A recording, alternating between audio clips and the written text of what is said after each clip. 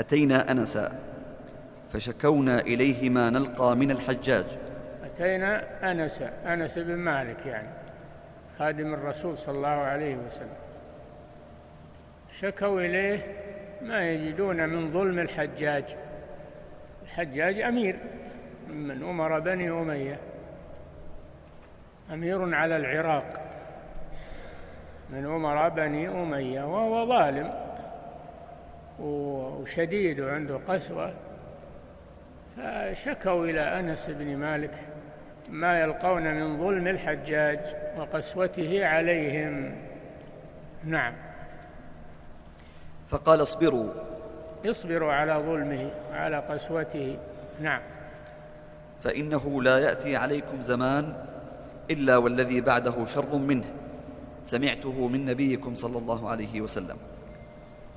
لا يأتي زمان، هذا محل الشاهد، لا يأتي زمان إلا والذي بعده شر منه، يتحول الناس شيئا فشيئا، كل أهل فترة أسوأ من اللي قبلهم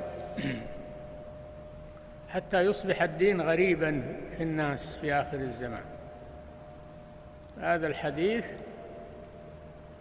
فيه أنه كل ما تأخر الزمان اشتدت الغربة، كل ما تأخر الزمان اشتدت الغربة لأهل الدين، عليهم بالصبر. نعم.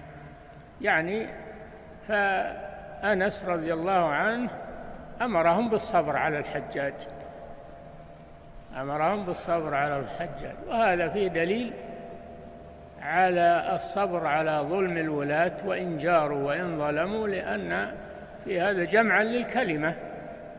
جمعا للكلمة واستقرار للأمن، والخروج على ولي الأمر يسبب الشر والفتنة، يسبب سفك الدماء وضياع الأمن، فهو أشد من صبرهم على ظلم الراعي. ظلم الراعي نعم هو ما في شك أنه ظلم الراعي لا يجوز، لكنه أخف من ضياع الكلمة واختلال الأمن وسفك الدماء.